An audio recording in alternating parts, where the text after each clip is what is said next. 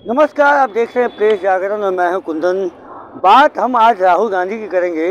राहुल गांधी की जो सदस्यता छीन ली गई थी कानून के द्वारा, यानी अगर हम बात करें कि किस तरीके से कानून व्यवस्था यानी अब कोर्ट क्या सरकार के अधीन काम कर रही है, क्योंकि राहुल गांधी पे जिस तरीके से कल सुप्रीम कोर्ट का फैसला आया है, जो उन पर सज़ा मिली थी, उनको सज़ा 2 साल की जो मिली थी उस पर जो स्टे लगाया है, उसका जजमेंट अगर आप सुनेंगे तो जिस तरीके से सुप्रीम कोर्ट ने हाई कोर्ट को लतार लगाया है, इससे साफ जाहिर होती है कि कहीं ना कहीं कानून व्यवस्था और जो कोर्ट है अब सरकार के अधीन काम कर रही है।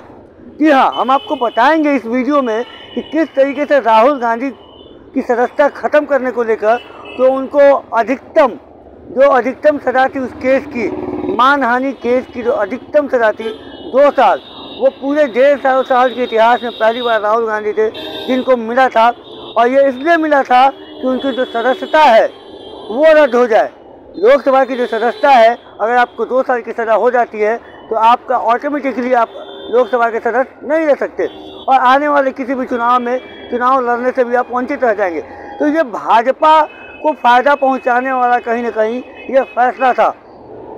अगर किसी को मानहानि का केस का सज़ा झेल रहे हैं तो 1 साल का सज़ा हो सकता था, जुर्माना हो सकता था, 1 साल 11 महीने की सज़ा हो सकती थी।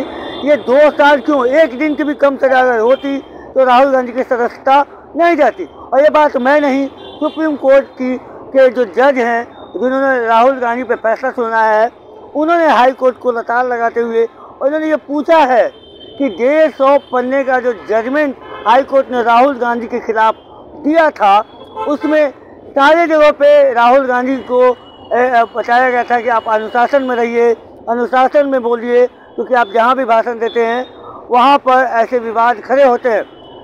लेकिन सुप्रीम कोर्ट ने पूछा कि ऐसे 75 जगह पे आपने लिखा है, 150 पन्नों के जजमेंट में राहुल गांधी को हिदायत दी है, लेकिन एक बार भी जिक्र नहीं किया कि राहुल गांधी को इस केस में 2 साल की सज़ा क्यों दी जा रही है।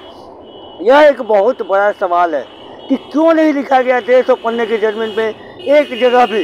यह सुप्रीम कोर्ट ने नोटिस की और हाई कोर्ट से ये पूछा है, हाई कोर्ट को ये बताया है और उसी को लेकर इस पे स्टे लग गया है। कांग्रेस के वकील अरुण मनु संघ भी, जो कांग्रेस के नेता भी हैं, वो इस राहुल गांधी के केस की वकालत कर रहे थे और जैसे ही जब सुप्रीम कोर्ट के जज के सामने ये गया, वो तत्काल तुरंत ही इस पर स्टे लग गया है और अब राहुल गांधी और कांग्रेस वालों के लिए खुशखबरी है। लेकिन हम बात यह कर रहे हैं कि क्या कानून व्यवस्था और कोर्ट जो है अब सरकार के अधीन चलने लगी है? क्या सरकार को फ़ायदा पहुंचाने के लिए अब कोई भी फैसला किसी के खिलाफ लिया जा सकता है? ये सवाल मैं खड़ा नहीं कर रहा हूँ, मैं ये सवाल इसलिए पूछ रहा हूँ और ये बात मैं आपको इसलिए बता रहा हूँ क्योंकि सुप्रीम कोर्ट ने ये सवाल पूछा है।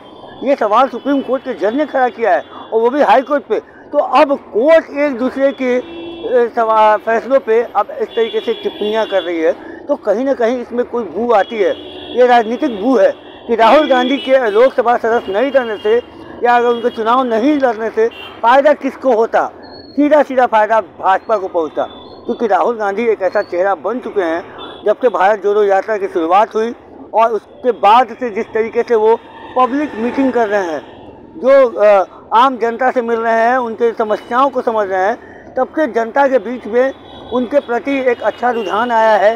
उनके प्रति जो लोगों का जो रुझान है वो पॉजिटिव होने लगा है।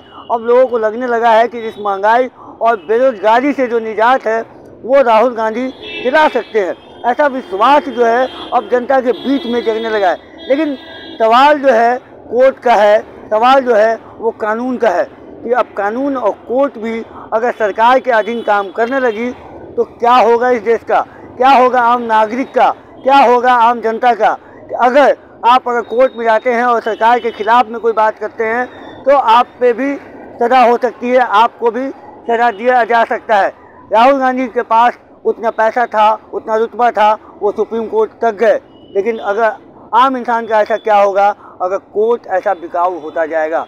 कोर्ट अगर इस तरीके से काम करने लगेगी सरकार के अधीन तो क्या होगा? मैं बिकाऊ और जो सरकार के अधीन काम करने का कोई इल्ज़ाम नहीं लगा रहा हूँ, लेकिन मैं सिर्फ सुप्रीम कोर्ट का वो जो जजमेंट आया है, जो सवाल पूछा गया है, मैं उस पर ये बात कर रहा हूँ। आप इस वीडियो को या मेरी बातों से क्या सहमत हैं? इस वीडियो देखकर या मेरी बातों सुनकर आपको क्या लगता है? क्या राहुल गांधी के खिलाफ जो फैसला आया था, क्या वो राजनीतिक यानी मोदी सरकार के फ़ायदे पहुंचाने के लिए दिया गया था, या फिर वो जजमेंट सही था? आप इस वीडियो में अपना कमेंट हमारे कमेंट बॉक्स में जाकर आप कमेंट ज़रूर लिखिए कि आपको क्या राहुल गांधी पर जो फैसला आया था वो सही था या गलत था, और जो अभी जो हुआ है वो सही है या गलत है। आप बने रहिएगा प्रेस जागरण के साथ। धन्यवाद।